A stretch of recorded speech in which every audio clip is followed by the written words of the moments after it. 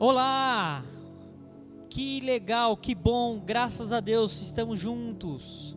Mais uma vez estamos tendo a oportunidade de ministrar a palavra de Deus, de pregar a palavra, de falar daquilo que Deus tem para nós, de ministrar a palavra dEle. Isso é um privilégio. Nós nos sentimos honrados por termos essa oportunidade para ministrar a palavra de Deus. E hoje eu quero falar um pouco sobre, eu queria ministrar e vou ministrar sobre o livro de Gálatas. Eu quero falar hoje sobre o livro de Gálatas. Mas antes de falar sobre o livro de Gálatas, eu quero ler um versículo que está em Tiago, 1 Tiago, capítulo 1, verso 25. Se você puder me acompanhar, seria muito bom. Mas se não, pode ouvir. Vamos lá, está escrito assim, em Tiago, capítulo 1, verso 25. Mas aquele que considera atentamente na lei perfeita, lei da liberdade, e nela persevera, não sendo ouvinte negligente, mas operoso praticante, esse será bem-aventurado no que realizar. Aleluia. Tiago aqui está falando tratando sobre uma situação, e ele está tratando aqui sobre a questão de nós sermos não apenas ouvintes, mas praticantes da palavra. Mas nesse verso específico aqui, eu estou falando desse verso específico, mas porque eu quero introduzir aquilo que vai ser ministrado sobre o livro de Gálatas.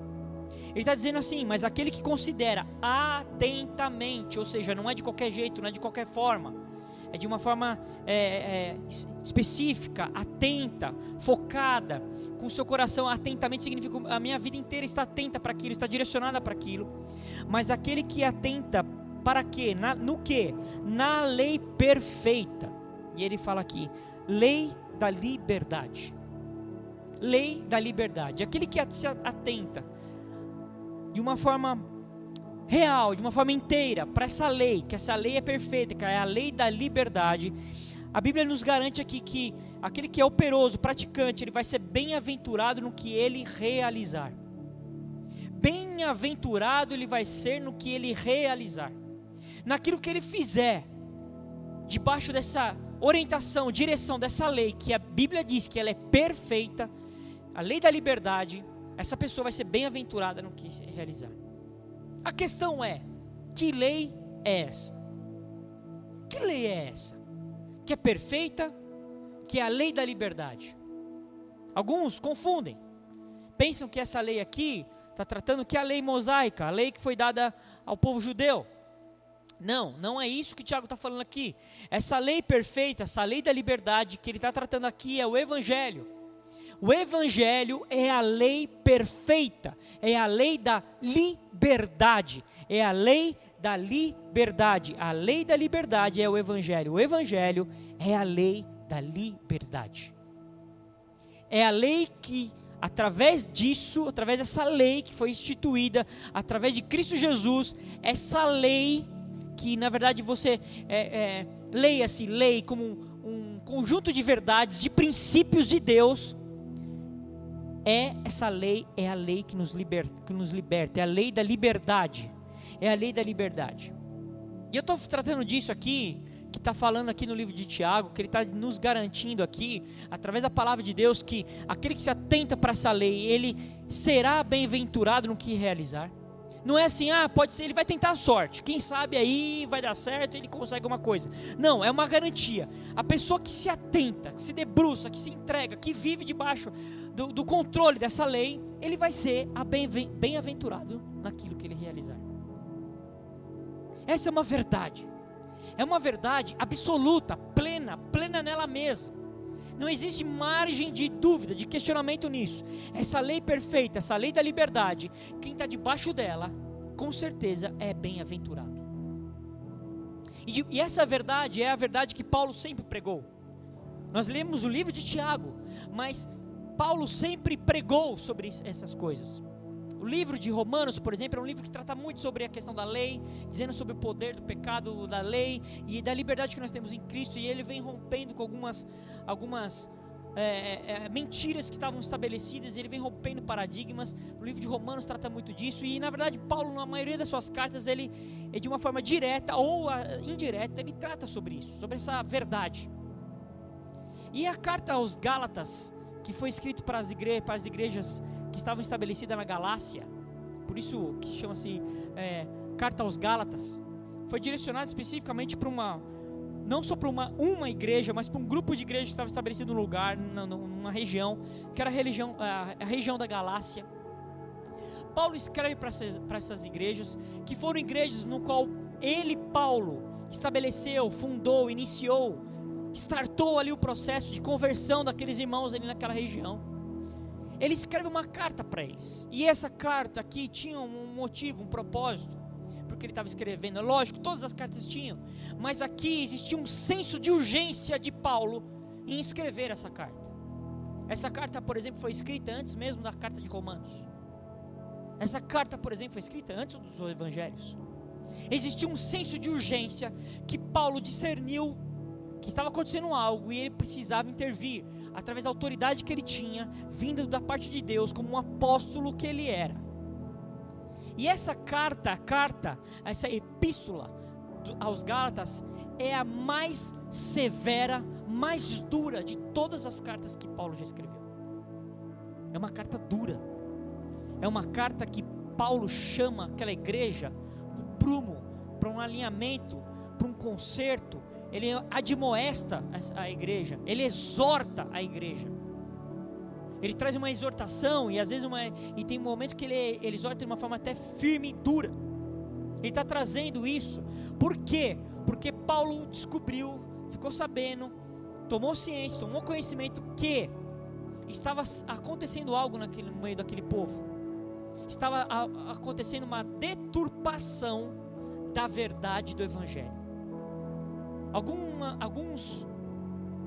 Algumas pessoas, alguns judeus, aspas, que haviam se convertido ao cristianismo, eles estavam caminhando para aquela região e estavam ali pregando uma outra coisa daquilo que Paulo tinha estabelecido, pregado, ministrado. Tanto é que no capítulo 1, ele diz que, no verso 6, olha como ele já começa logo no verso 6, capítulo 1, verso 6, ele já começa forte, exortando, ele fala assim: admira-me que estejais passando tão depressa daquele que vos chamou na graça de Cristo para outro evangelho. Diferente de algumas outras cartas que Paulo começa com uma saudação, ele começa a falar algumas palavras de bênção ali em relação com aquele povo. Não, na carta de Gálatas não é assim. Ele começa a carta dizendo quem ele era, a autoridade que ele tinha, e ele já começa exortando: admira-me isso que está acontecendo com vocês. Vocês estão mudando radicalmente, de uma forma bem rápida, depressa. Vocês estão trocando a verdade que vocês receberam, a verdade da palavra que vocês receberam pela graça de Cristo, vocês estão trocando por um outro evangelho. Aí depois ele vai falar e que na verdade não existe outro evangelho. Só existe um evangelho, o evangelho. Não existe outro evangelho. Não existe um evangelho escrito segundo fulano, ciclano, beltrano. Isso não existe. Outro evangelho não existe. Outro evangelho é maldição. E ele começa a exortando essa igreja de uma forma muito forte. Tão forte que ele fala no verso 8: mas ainda que nós, ou mesmo um anjo vindo do céu, vos pregue evangelho que vai além do que nós temos pregado, seja anátema. Verso 9: assim como já dissemos, e agora repito, se alguém vos prega evangelho que vai além daquele que recebestes, seja anátema. Essa palavra anátema aqui significa amaldiçoado. Seja amaldiçoado. Olha que palavra forte. Se alguém vier aqui e pregar outro evangelho, mesmo que seja eu, ele diz, um anjo, qualquer um que vier e pregar outro evangelho, além desse que vocês já receberam, que essa pessoa seja amaldiçoado. Uau, que palavra forte, palavra dura. Porque existia um grupo que estava pregando algo diferente. Diferente o quê? O que eles estavam pregando de diferente? A questão básica que eles estavam ensinando ali, esses mestres estavam insistindo, eles insistiam que esses cristãos, porque aquela igreja daquela região da Galácia era uma igreja predominantemente, se não na sua maioria, alguns acham que até na sua totalidade, ela não era formada por judeus, mas sim por gentios, gregos, pessoas que não eram judeus, que haviam se convertido a Cristo. Essa era a população, era o tipo de pessoa que frequentava, que fazia parte desse contexto da igreja. Pessoas que não vinham de uma linhagem judaica, não, na verdade, tinham pessoas que tinham talvez frequentado diversas outras religiões. E essas pessoas se converteram ao evangelho. Paulo foi lá, através de um ato missionário dele, ele foi pregar o evangelho e muitos se converteram. E começaram a surgir as igrejas. E eram essas pessoas que estavam ali. E eles estavam ali, nas suas comunidades. E começou a chegar grupos de fora. Alguns que se diziam mestres. Judeus que se diziam convertidos ao cristianismo. E começaram a questionar a autoridade de Paulo. Paulo que... Eles chegavam assim, foi Paulo que ensinou, que fundou, que trouxe para vocês aqui as questões referentes a Deus. Assim, foi Paulo. Mas olha, cuidado, hein? Esse Paulo aí não é bem assim. Afinal de contas, ele perseguia a igreja, ele não faz parte dos 12 apóstolos, ele não caminhou com Jesus, e ele ensinou para vocês, na verdade, a coisa mais ou menos, não é bem assim. E começaram a ensinar uma outra coisa. Eles começaram a dizer que, na verdade, esse povo que não era judeu, e por não ser judeu, então eles não eram circuncidados. A circuncisão, todo judeu ao 8º dia, todo menino ao 8º dia era circuncidado. A circuncisão é um ato físico do menino que corta ali uma parte do seu órgão, a pelinha que está sobrando do órgão masculino, para fazer uma declaração natural de que ele pertence agora àquele povo judeu, o povo de Deus. Na verdade é uma ação de uma questão natural. Eles diziam que eles tinham que se circuncidar, eles tinham que guardar a lei. Fala assim, o que eles pregavam? Eles falavam o seguinte: olha, tudo bem, Jesus realmente é o Messias, e Jesus deu acesso a vocês ao Pai, porque vocês não podiam, só o judeu podia. Sou judeu, tudo bem, Jesus fez isso e ele deu acesso a vocês, a Deus. Agora vocês podem ter acesso a Deus, mas não é só isso. Vocês têm que seguir a lei, vocês têm que seguir os ritos, vocês têm que seguir os cerimoniais, vocês têm que guardar o sábado, vocês têm que se circuncidar, vocês têm que seguir a dieta judaica, vocês têm que seguir o calendário judaico. E começaram a trazer esse levedo, esse engano para o meio deles, e aquilo começou a gerar uma dúvida, e alguns começaram a fazer. Alguns gentios começaram a se circuncidar, e Paulo ficou sabendo disso. Falou, como assim? E eu lembro, quando eu estava estudando para ministrar, e eu lembrei de uma coisa que aconteceu comigo, logo no meu início de conversão. Logo no início, eu estava bem novo, convertido mesmo. Eu lembro que eu estava na minha casa, eu era jovem, e aí tocou a campainha na minha casa, eu fui ver quem era, e tinha um jovem lá, uma pessoa lá, um homem, no portão, que estava vendendo sabão para aliar panela. Sabão em pasta. E ele falou assim, tocou a campainha, falou, olha, estou vendo sabão, o senhor quer sabão? Eu falei, não, obrigado. Mas alguma coisa, eu olhei para ele, alguma coisa assim, mexeu comigo. Eu falei, eu acho que eu conheço esse cara. Eu falei para ele, não, espera um pouquinho que eu vou te atender. Aí eu peguei, fui lá, abri a porta, fui até lá o portão, fui atender. E aí o cara começou, eu vendo sabão caseiro, lá. Aí eu olhei, comecei a olhar para ele e falei assim, ei, eu sei quem você é. Porque ele estava diferente, essa pessoa. Fisicamente estava diferente, ele estava de terno e gravata. Eu falei, mas eu conheço você não é fulano de tal? Que treinava na academia X, de musculação? Ele falou assim, sou eu mesmo. Ele falou, rapaz, eu sei quem você é. Lembra que eu treinava com você? Porque esse rapaz, esse homem, eu conheci numa academia de musculação, e ele era muito grande. Ele era muito grande, ele disputava campeonato de fisiculturismo, ele era grande demais.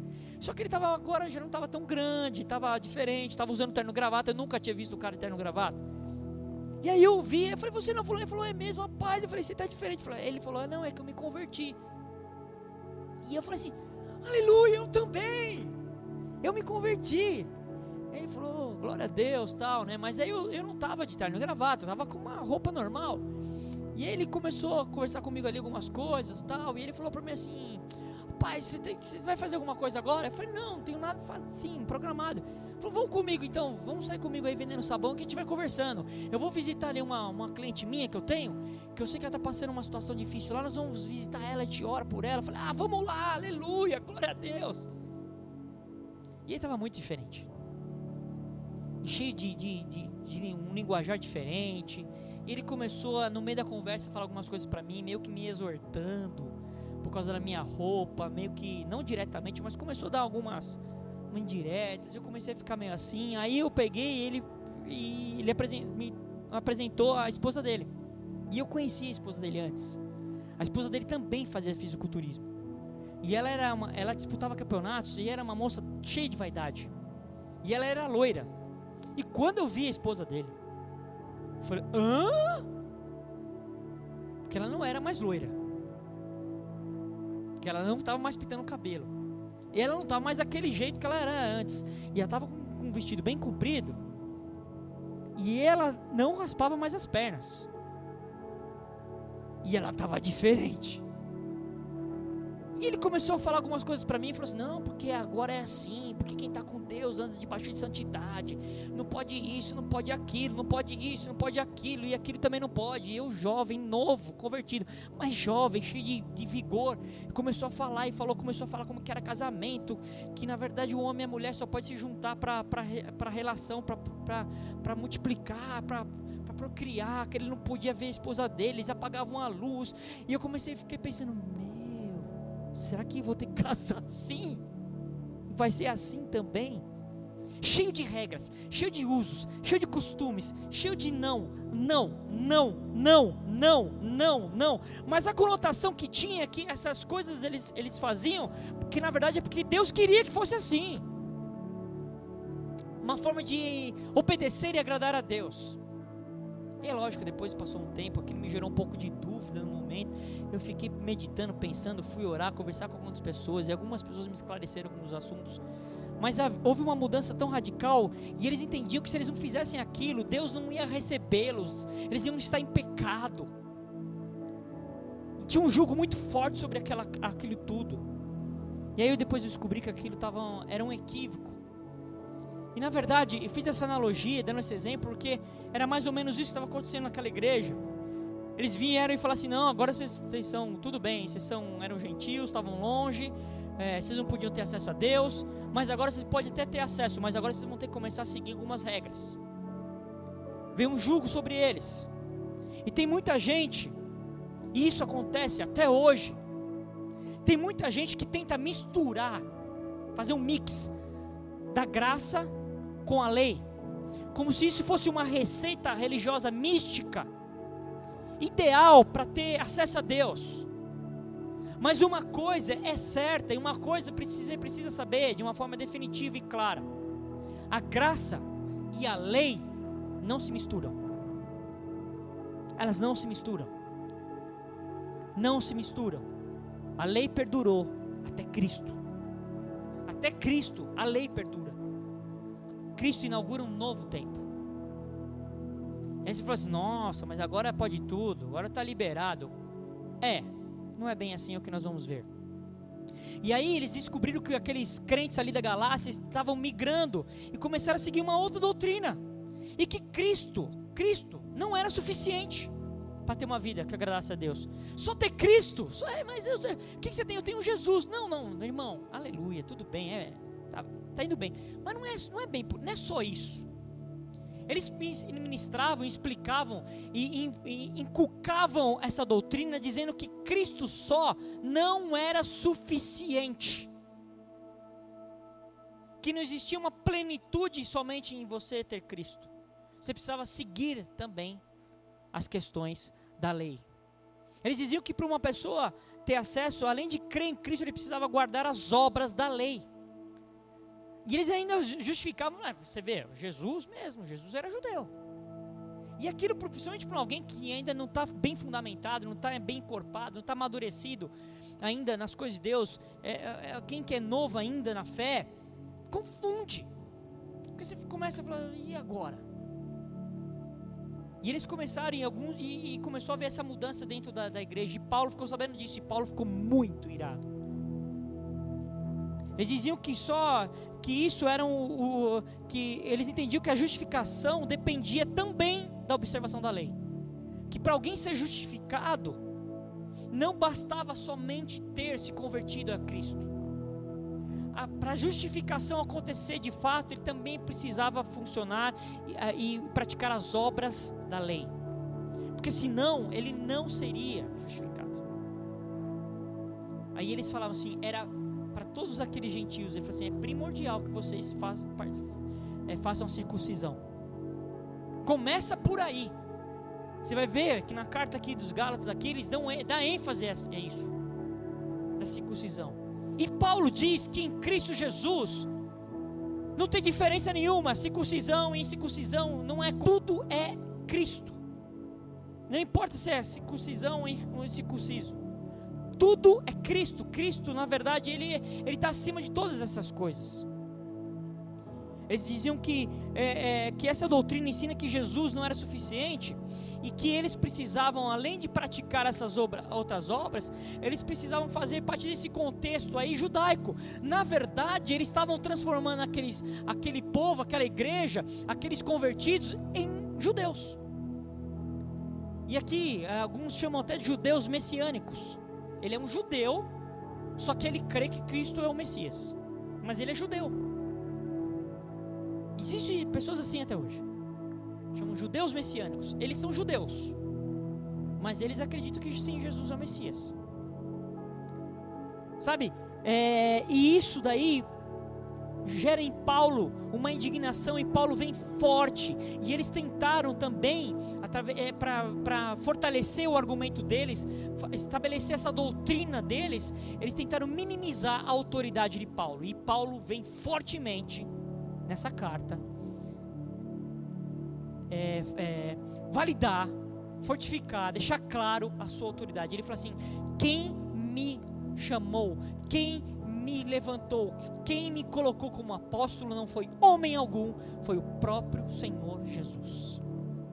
Isso para dizer sobre a autoridade que ele tinha. Ele falou assim, não foi homem que me levantou, não foi homem que me separou, não foi homem que me constituiu como apóstolo, foi o próprio Senhor Jesus.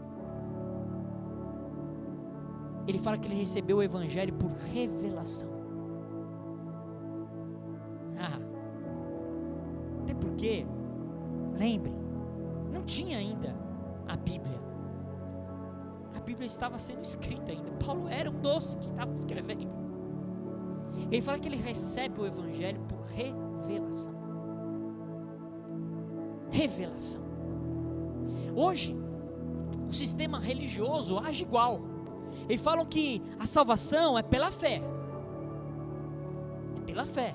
Mas na prática fazem coisas que levam as pessoas a crer que se elas não fizerem algumas práticas religiosas, não sei quantas semanas de jejum, campanha não sei do que, sacrifício não sei da onde, ir em tal lugar, em tal templo, entregar tal coisa, fazer um sacrifício tal, que se essas pessoas não fizerem isso, na verdade não vai conseguir aquilo que eles querem em Deus, que Deus não vai olhar para eles, que Deus não vai nem ao menos aceitá-los. Na verdade eles vão desagradar a Deus. Se eles não fizerem essas práticas, esses sacrifícios, essa coisa assim, essas situações que nos levam ao extremo, se não praticar tais coisas, Deus vai ficar desagradado. Nós somos constantemente levados a pensar assim, dentro da igreja chamada evangélica. Quantas vezes? Porque se você não estiver entregando tal coisa, se você não participar da oferta X, se você não entregar tal situação, se você não participar da campanha tal, se você não fizer isso, não fizer aquilo, não fizer isso, Deus não vai te abençoar. Porque na verdade, o que está por trás disso, e as pessoas não enxergam, é que para eles parece que Cristo só não é suficiente. E isso gera no meio do povo muita angústia. Angústia, é evidente que essa angústia não é revelada, as pessoas acabam não expondo esse tipo de situação, mas elas vivem dentro desses contextos com um jugo. E aí quando a Bíblia fala muito sobre jugo, nós hoje não ouvimos muito essa palavra não faz muito parte do nosso vocabulário atual, mas jugo é uma coisa que se colocava antes nas costas de alguém, pesado demais, e sobrecarregava aquela pessoa. Tem muita gente vivendo dentro do contexto de igreja, com jugo, um jugo pesado. Ah, irmã, tá vendo, irmã? As coisas não estão indo tão bem, porque na verdade a irmã, você faltou, quantas reuniões você foi em 3 meses? Ah, só foi em 8? Ô, irmã, puxa vida, hein? Ô, irmã, tem lá o culto da oração, se a irmã não frequentar o culto 7 vezes seguidas, não vai alcançar a bênção, o anjo vai parar na metade, irmã. O anjo estava até vindo, irmã, você não ficou firme, o anjo voltou, acredita, com a tua bênção? Nossa, que peninha, né? Quem sabe na próximo, como se Deus funcionasse nessa dinâmica.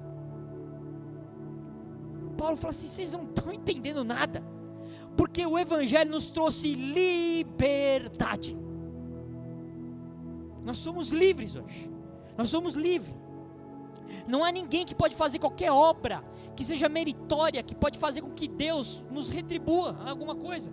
Você acha que nós somos capazes de fazer alguma coisa que Deus olhe e fala assim, esse aí agora fez legal, agora fez bem, eu vou retribuir a ele. Você acha que nós somos capazes de fazer alguma coisa que Deus seja obrigado a nos retribuir? Nada do que façamos pode ser maior, nada do que nós façamos pode ser maior do que a graça dele. Nada. E tem pessoas que ainda, de uma forma extremamente equivocada e religiosa, cumprem esses ritos, ainda depois ainda sai determinando, eu determino que a bênção aconteça, eu determino isso, eu determino aquilo, como se Deus estivesse ali sendo marionete do grupo gospel.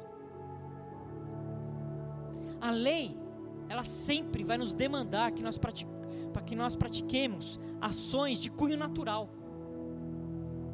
Por exemplo, como nós falamos aqui, a circuncisão é algo natural que o homem faz, é uma ação natural do homem. Guardar o sábado, os calendários religiosos, existe o calendário religioso, as festas para isso, a festa para aquilo, o mês não sei das quantas. A dieta é uma dieta religiosa. Porque se você comer porco, irmã, você está lascada. Deus vai mandar um raio em você. Você vai perder a bênção, porque essa carne é imunda, irmã. E aí você olha assim, você não tem discernimento, o povo não tem discernimento, ainda não tem maturidade, e ouve aquilo, e se vê um jugo sobre ele. Se porventura escapou ali um pedacinho de bacon no feijão, e ele comeu, aquilo vai gerar um peso. Como se Deus hoje se importasse com qualquer uma dessas coisas. Deus não se importa com nada dessas coisas. Ele não quer saber da sua dieta religiosa. Ele não quer saber se você guarda o calendário religioso, se você guarda o sábado, se você é circunciso natural de carne. A Bíblia diz que a verdadeira circuncisão é a do coração. Essa é a circuncisão. Nós não guardamos sábado. Todo dia é dia do Senhor para nós. Todo dia é dele. É para ele. Só dele. Eu não como nada, tudo ele me abençoou. Se eu agradeço, eu recebo com graças. Aleluia. Agora, essas pessoas esquecem do mais importante. Porque antes, e os judeus fazem isso até hoje, Eles faziam isso e todas essas práticas, alguns seguiam de uma forma rigorosa. Paulo mesmo diz assim: eu era um judaizante, eu era um judeu extremamente rigoroso. Eu praticava todas as normas, as regras, a lei. Eu cumpria tudo, eu era rigoroso. Eu era do judaísmo, ele diz. Mas nada dessas coisas faz, ou fez, ou fará que Deus venha a habitar dentro do homem. Nada. Só Cristo foi capaz de inaugurar esse tempo. A morte dele na cruz, a ida dele aos céus, a derramada do Espírito de Deus, fez com que esse Deus todo-poderoso, que criou todas as coisas, que fez todas as coisas, tem domínio sobre tudo, o governo está nas mãos dele, ele decidisse habitar em nós. Nenhum sacrifício que você pudesse fazer era capaz de fazer com que isso acontecesse. O que mais vale? Seguir a lei ou ter esse Deus habitando em você e através do Espírito dele você ser guiado por ele? O que vale mais? Quem pode fazer obra maior? A lei ou a graça? Quem pode fazer uma obra maior no ser humano? A lei ou a graça? No capítulo 3, no verso 24, ele fala o seguinte. Capítulo 3, no verso 24 de Gálatas.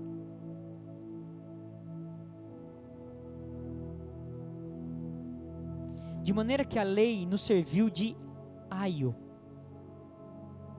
para nos conduzir a Cristo, a fim de que fôssemos justificados por fé.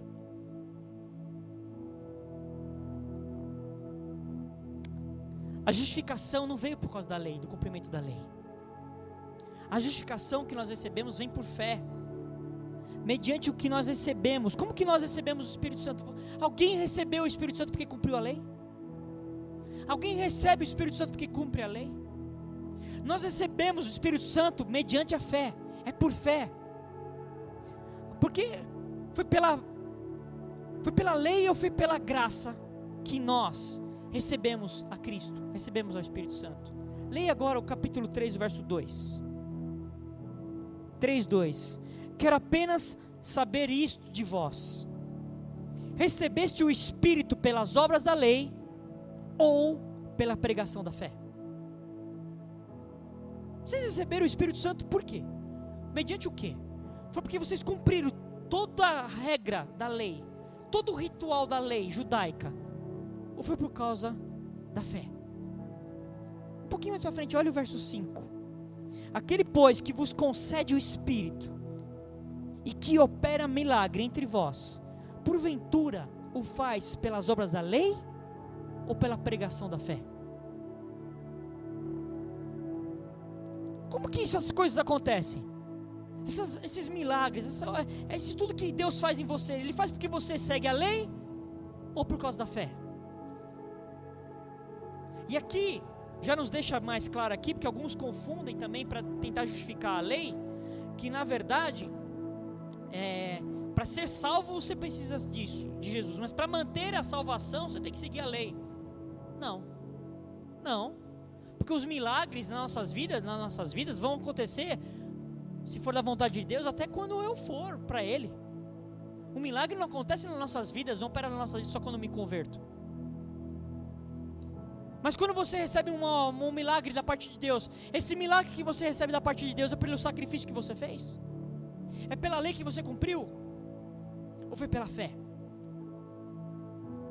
Sabe uma coisa que as pessoas às vezes não entendem? É que o Velho Testamento, o Antigo Testamento na verdade, o Antigo Testamento, ele na verdade era uma sombra do Evangelho, uma sombra de Cristo. Na verdade, tudo que o Evangelho, o Antigo Testamento falou-nos e fala até hoje, ele aponta para Jesus. Ele aponta para a obra de Jesus. Tudo que você for ver no Antigo Testamento está apontando para Jesus, era uma sombra. Agora o que mais te importa? Você quer ter a sombra você até prefere aquilo que é real, aquilo que na verdade a sombra está apontando? Você prefere ficar com aquilo que é real, verdadeiro, ou a sombra? Até porque a sombra, quando aquilo que é real, verdadeiro surge, quando Cristo surge, a sombra perde seu valor, perde sua eficácia. No capítulo 2 de Gálatas, no verso 20, diz assim, Paulo falando, olha o que Paulo diz: logo, já não sou eu quem vive, mas Cristo vive em mim. E esse viver que agora tenho na carne, vivo pela fé no Filho de Deus, que me amou e se entregou por mim. E ele fala assim: não anulo a graça de Deus, pois se a justiça é mediante a lei, segue-se que Cristo morreu em vão. Fala assim, se é para eu ser justificado por causa da lei, então tudo que Cristo fez foi em vão, não valeu de nada. Para que ele precisava fazer aquilo tudo? Se bastava eu cumprir a lei. E ele fala assim: não, a graça veio pelo sacrifício de Cristo, pela obra que Cristo fez na cruz. A graça, nós temos acesso pela graça por causa de Cristo. E ele fala assim: olha, agora eu não vivo mais em mim, porque pela lei eu vivo para mim, eu tento olhar para mim, é sempre para mim, porque a lei é uma coisa externa, que tenta me subjugar, me colocar debaixo de um jugo, é uma coisa externa. Mas agora ele fala assim: agora não, agora Cristo, Ele vive em mim. Pergunto para você, se Cristo efetivamente vive em você, Ele vive em você por causa da lei ou por causa da fé? Ele vive porque você cumpriu a lei? Ele continua vivendo em você porque você está cumprindo a lei? Porque você está guardando o sábado, porque você se fez a circuncisão, porque você cuida da dieta religiosa, porque você segue o calendário judaico, porque você cumpre as regras judaicas? Ele vive em você por causa disso ou é pela fé?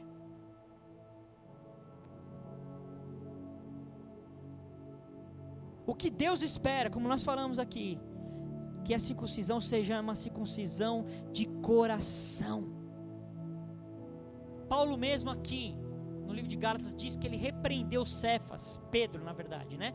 Cefas aqui está tratando de Pedro, porque Pedro é o seguinte: enquanto os outros apóstolos não estavam juntos, quando Pedro estava num lugar, e ali tinha os gentios, ele comia junto com os gentios, ele comia junto com eles. Mas quando chegava o pessoal de Jerusalém, do clero, ele parava de comer com eles. A Bíblia diz que Paulo repreende Pedro, Cefas, de uma forma veemente. Fala assim: isso que você está fazendo não é o Evangelho. Isso não é. A Bíblia diz, e isso é a verdade para nós, que o Evangelho nos traz uma emancipação. Nós estávamos escravos, debaixo do jugo da escravidão, do pecado e da morte. Nós éramos, a Bíblia diz, como meninos. Aqui a figura do menino aqui é o menino do escravo, do aquele que é conduzido, que tem que ser mandado, direcionado. Mas o Evangelho traz essa emancipação. Ele nos torna adultos espiritualmente.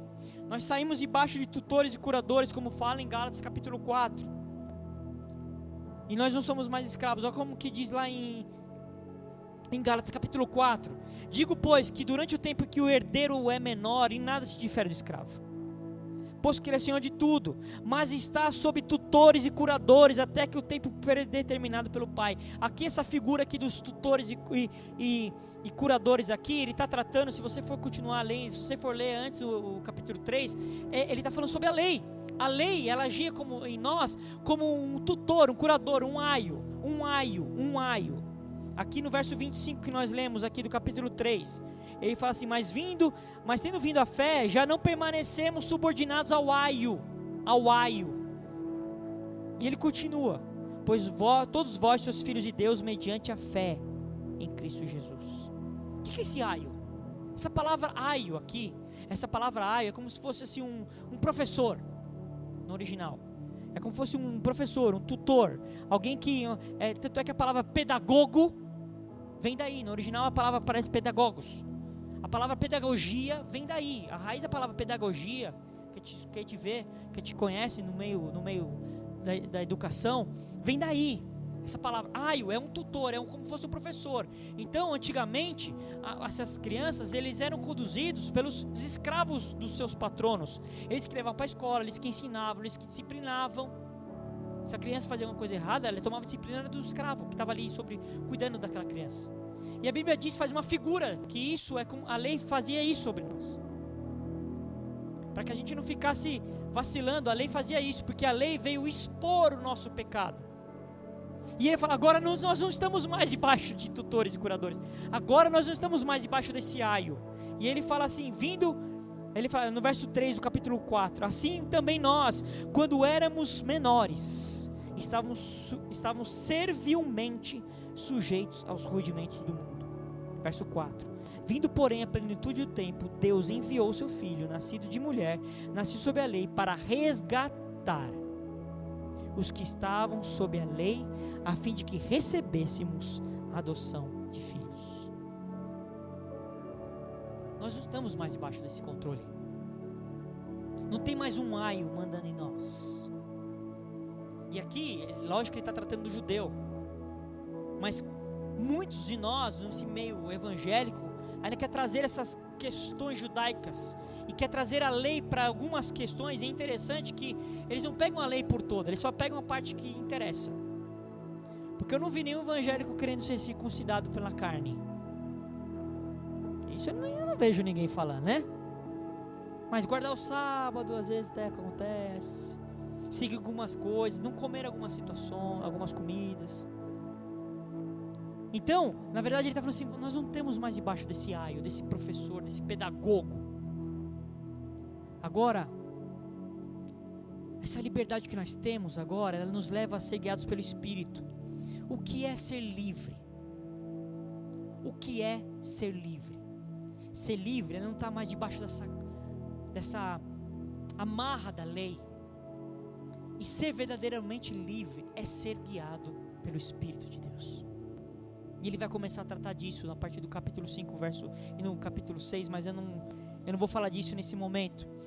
Paulo mesmo, ele reprova esse calendário judaico, essas coisas todas que eles estavam querendo seguir. Olha o que ele fala no verso 9 e no verso 10 do capítulo 4. Mas agora que conheceis a Deus, ou antes, sendo conhecidos por Deus, como estáis voltando outra vez aos rudimentos fracos e pobres, aos quais de novo quereis ainda escravizar-vos. Guardais dias e meses e tempos e anos. E ele fala no verso 11, receio que eu vos tenha trabalhado em vão para convosco. Tão maior, tão tremendo, a liberdade. Vocês querem voltar a ficar escravos. Presta atenção, antigamente, principalmente quando a igreja nasceu, a igreja começou a caminhar. Quando as pessoas chegavam para um cristão e diziam assim, ei, que religião que você é? E o cristão falava assim, nenhuma. Porque essa terminologia evangélico, cristão evangélico é uma coisa recente. Não é uma coisa antiga, é uma coisa mais recente. Aí perguntava para um cristão, que religião você segue? Nenhuma. Você não tem nenhuma religião? Não. Mas você não acredita em nada? Não, eu creio em Deus. Eu creio em Deus. Eu falei assim, mas vocês não têm um dia específico que vocês estabelecem para vocês? Não. Vocês não têm um lugar específico que vocês adoram, de adoração? Não. Mas vocês não têm que usar alguma roupa específica, assim, para identificar vocês? Não. Vocês não têm que fazer algum tipo de sacrifício, alguma coisa assim? Não. Mas o seu Deus, como que ele é? Me explica assim, desenhe ele para mim. Não sei. Não tem uma imagem que você olha e identifica que é o seu Deus? Não. Como que você anda? Como que é? É pela fé. Isso dava povo não entendia nada. O cara não tem um dia específico, não tem uma comida específica, não tem uma roupa específica, não tem um lugar específico, não tem um Deus que tem uma forma, um jeito, nada. Como que é o nome do seu Deus? Deus. Mas ele não diz, ele é o eu sou.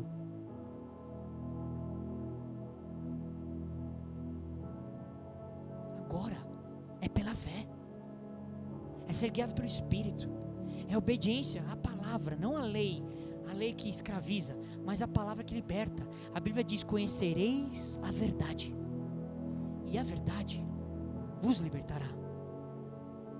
Nós não somos daqui.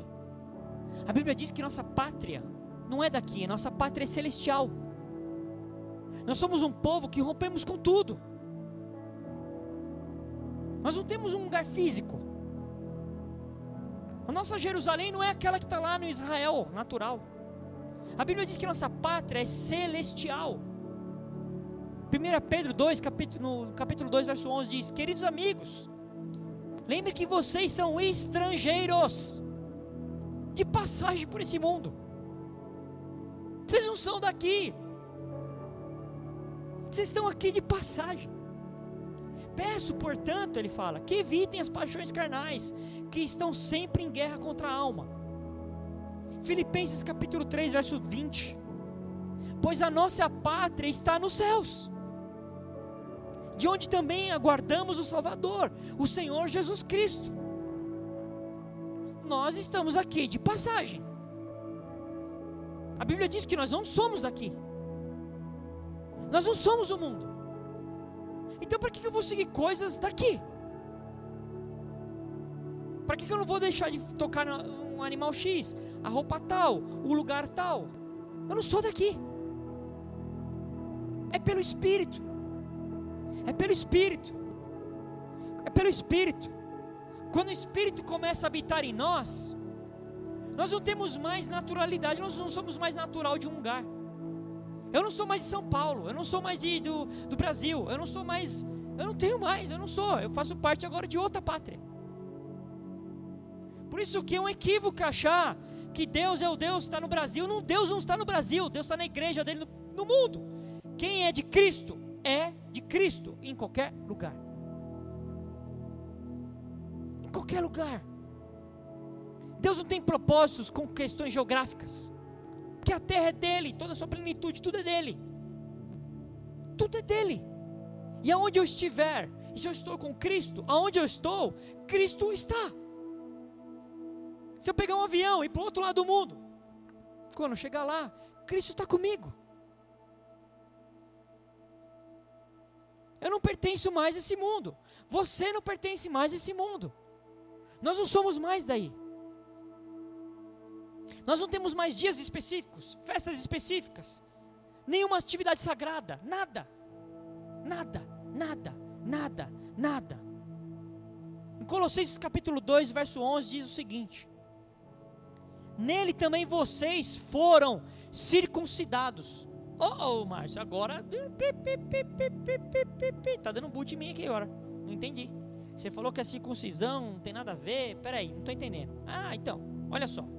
Nele também vocês foram, nele aqui ele está falando sobre Jesus, nele também vocês foram circuncidados, não como uma circuncisão feita por mãos humanas, mas pela remoção do corpo da carne, que é a circuncisão de Cristo, nós fomos circuncidados em Cristo. Olha o que ele diz no verso 12, tendo sido sepultados, nós também fomos sepultados, juntamente com ele no batismo, no qual vocês também foram ressuscitados, por meio da fé, no poder de Deus, que ressuscitou dentre os mortos.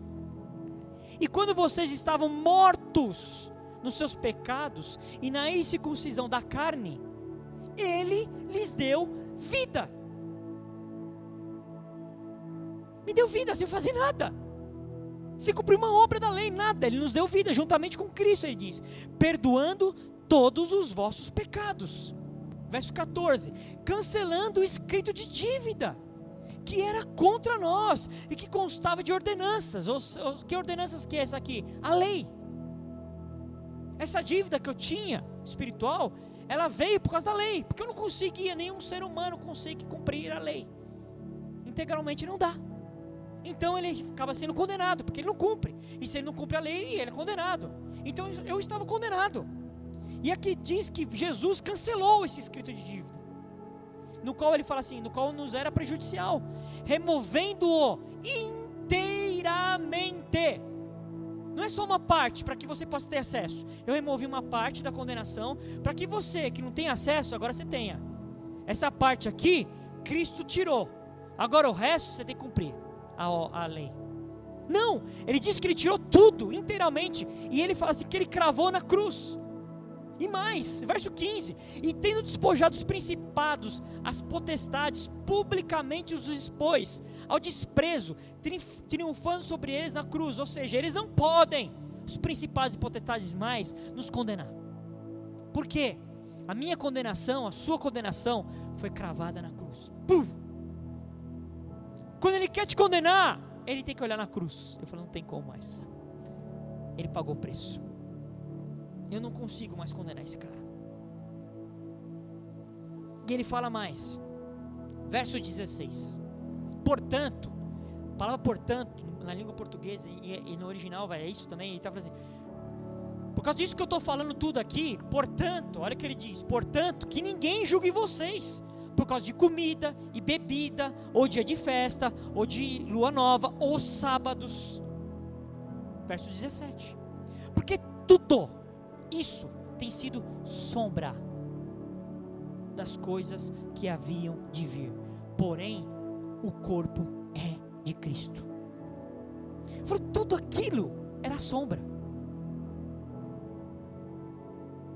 A verdade, a realidade, a plenitude disso tudo é em Cristo.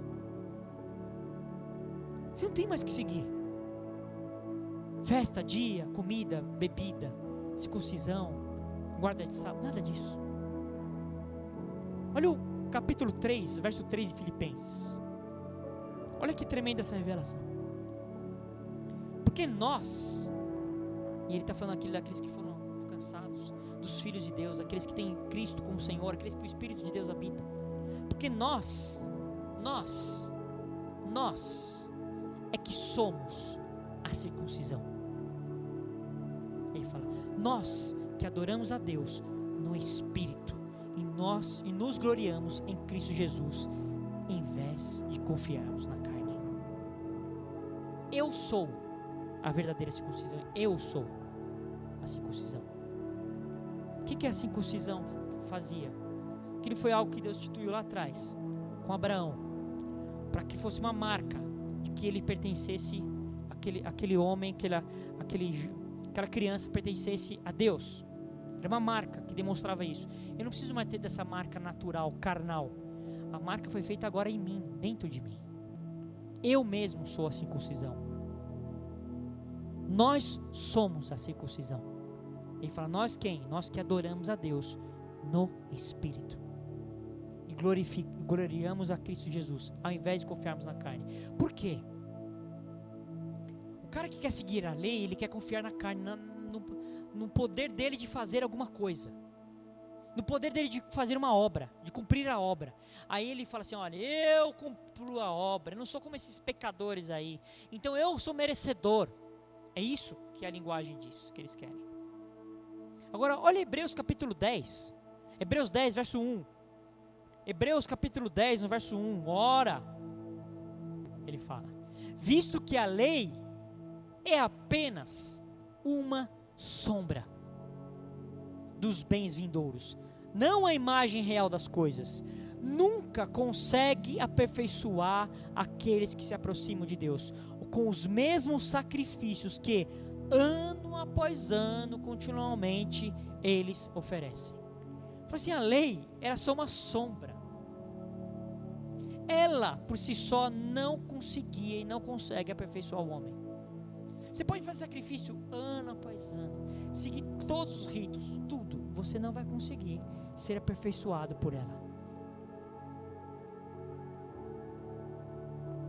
A primeira revelação que nós temos que ter é que a nossa liberdade não vem da lei, ela vem da fé.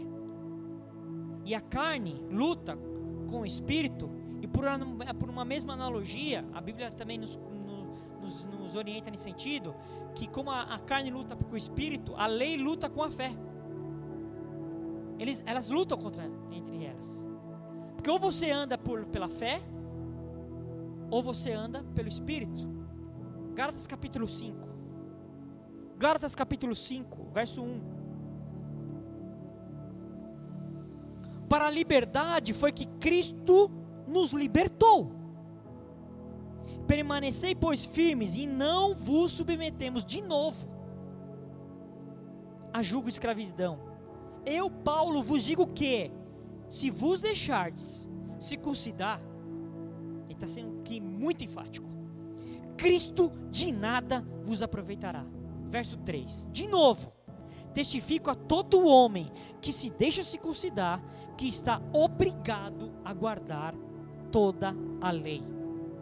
Verso 4, de Cristo vos desligastes, vós que procurais justificar-vos na lei, da graça decaístes. Ai, que palavra dura. Falou assim, se você quiser se circuncidar, e aqui leia-se praticar qualquer outra coisa que a lei diz que você tem que fazer, se você fizer isso, você vai ser obrigado a cumprir toda a lei. Você quer fazer uma coisa da lei? Tudo bem, você vai ser obrigado a cumprir toda ela. Você vai voltar ao jugo da escravidão, porque você não vai conseguir. Eu falei mais, se você se circuncidar, você se desliga de Cristo, e você decai, você cai da graça. Aí eu pergunto, você quer seguir a lei? Ou você quer seguir a graça pela fé? A Bíblia diz que todos da lei estão debaixo de maldição. Todos. Capítulo 3, verso 10. Todos quantos, pois, que são das obras da lei, estão debaixo de maldição. Todo mundo que está debaixo da lei está debaixo de maldição. Márcio, como assim? Mas a lei não é de Deus? É. Só que nenhum ser humano consegue cumprir a lei inteira. Quando ele falha numa coisa, a Bíblia diz que ele é réu de toda ela. Então se ele falhar num negocinho da lei, uma coisinha que ele não observar da lei, ele vai ser réu de toda a lei. Então ele vai ficar debaixo de maldição. Só que Jesus veio nos tirar dessa maldição. E tem pessoas que querem, mesmo com Cristo, continuar andando debaixo da lei. A lei não tem nada a ver com a fé. Como nós dissemos aqui, olha o verso 12 do capítulo 3. Ora, a lei não procede de fé, mas aquele que observar os seus preceitos, por eles viverá.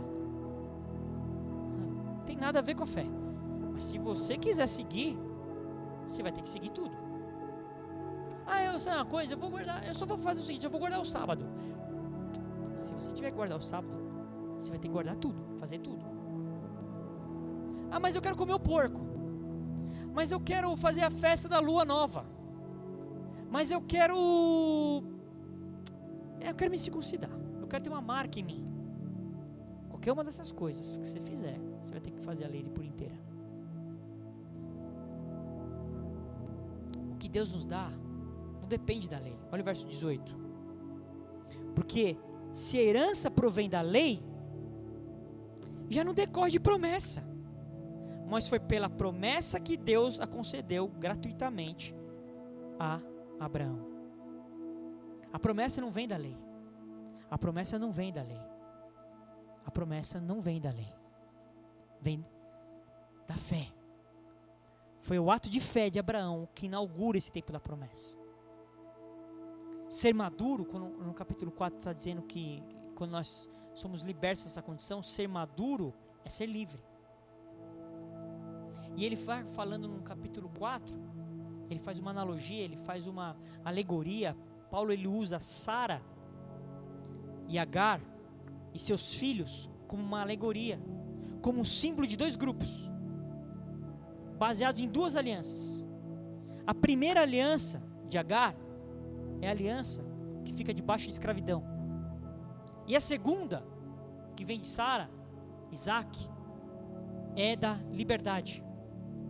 Tanto é que eu não vou ler tudo aqui, mas no final, no final do capítulo 4, ele diz assim, no verso 31, assim, irmãos, sois filhos não da escrava, e sim da livre. Essas alegorias, elas representam e apontam para alguma coisa. O que tem a ver isso para nós hoje? Ele está falando para uma igreja gentílica aqui, igreja que era formada não por judeus. Por que ele está falando de Sara, ele está falando de Agar? Porque ele está falando sobre alianças, verdades de Deus, princípios em Deus que Deus fez. Existe uma aliança, uma aliança feita em Agar, e existe uma aliança feita em Sara. A de Agar é da escravidão, mas a de Sara é da livre. São princípios espirituais. Por quê? Porque Isaac veio não por uma obra natural, Isaac veio pela fé na promessa. Porque Abraão não tinha condições humanas, nem Abraão nem Sara, de ter aquele filho. Sara era estéril, Abraão era muito velho, Sara também. Não tinha condições. Então Isaac é filho da promessa. E a Bíblia diz que nós somos descendentes dele, vem dele. Nós somos os da fé, somos filhos de Abraão. Então, a minha aliança não é com Agar, a minha aliança é com Sara. O filho da livre, não da escrava. Somos filhos da livre e não da escrava. A Bíblia fala que Agar representa a lei dada por Moisés no Monte Sinai. Agar representa aquela lei que foi dada a Moisés lá no Monte Sinai. Aquela lei ali representa Agar, filho da escrava. Agar ela vai ter um filho, e esse filho da escrava. Agar representa o Monte Sinai, ele diz no capítulo 4. A Jerusalém atual, a Jerusalém natural, a Jerusalém física. Mas ele fala que o filho de Sara, o filho da livre, é a Jerusalém celestial. Celestial. É uma figura de um povo livre. Um povo de Deus, definido em Deus, que é livre. É livre, é livre, é livre. Nós somos livres. É engraçado que hoje tem crente que quer seguir algumas coisas ainda da lei judaica. Tem crente que hoje ainda pega na sua casa e quer colocar uma mezuzá na sua casa, no umbral da porta, como o judeu faz. Mezuzá é um negocinho que o judeu coloca em toda na sua porta, do lado direito, que tem um rolinho dentro, que é uma parte da lei. Todo judeu tem uma mezuzá na porta. E ele, sabe por que o judeu faz isso? Porque ele acha que aquilo vai proteger ele do mal. Então ele coloca uma mezuzá, crente, que tem Cristo Jesus como Senhor da vida dele. Ele acha que aquela mezuzá vai proteger ele.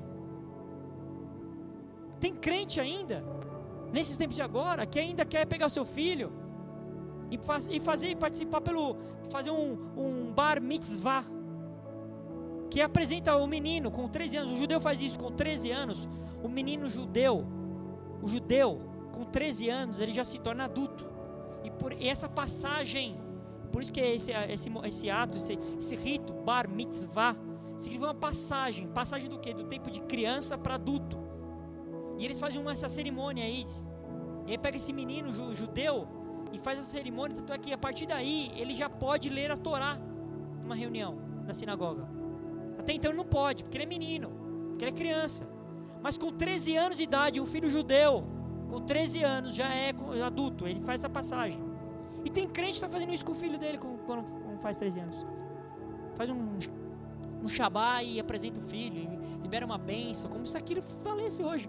Meu amigo, o selo da promessa, o selo do Espírito Santo, o Espírito Santo habitando em nós, é muito maior do que isso, que foi alcançado pela graça. O que vale mais? O Espírito Santo habitando em você sendo guiado pelo Espírito, ou você ser flores de Deus? O que vale mais? O que vale mais? O que vale mais? Lá em 1 Coríntios, Paulo falando aos Coríntios ali, está exortando os Coríntios também, no capítulo 10 ele fala: todas as coisas são lícitas, mas nem todas convêm. E aqui ele está dizendo assim: olha, vocês são livres agora. Porque Paulo ali, ele começou a finalizar o assunto que ele começou a tratar no capítulo 8. Ele estava desconstruindo uma mentalidade que estava arraigada na igreja. Todos os ranços ele começou a desconstituir, as tradições, e ele fundamenta dizendo que aqueles que estão unidos com Cristo são livres da lei e dos costumes, são livres das estruturas de pensamento que apontam que eles ainda dependem de sacrifícios, imposições humanas, intermediários, etc. Tem gente ainda que acha que tudo tem que passar pelo pastor, tudo tem que passar pelo sacerdote do lugar, ou pastor, bispo, arcebispo, reverendo, dê o nome que for. O irmão vai comprar um carro, você tem que pedir a bênção para o pastor. Se o pastor falar que ele não é para ele comprar aquele carro, pronto. Se ele diz que vai mudar de casa, peraí, você pediu autorização para o seu pastor? As pessoas estão confundindo o princípio da autoridade com dogmas humanos de jugo de escravidão. Pastor, semana passada eu frequentei ali um culto numa outra igreja. Como assim? Quem te autorizou? Você agora está debaixo da maldição, vai ter que ficar de banco. São ranços da tradição, do legalismo. Tudo não é de Deus, nada disso procede de Deus. Cristo nos libertou para sermos realmente livres, livres do jugo da lei. Eu não vou tratar aqui do capítulo 5, do capítulo restante do capítulo 5, do capítulo 6, que vai falar sobre o fruto do Espírito, o andar na carne, o andar no Espírito. Ele vai explicando o que é então o que nós devemos ser hoje.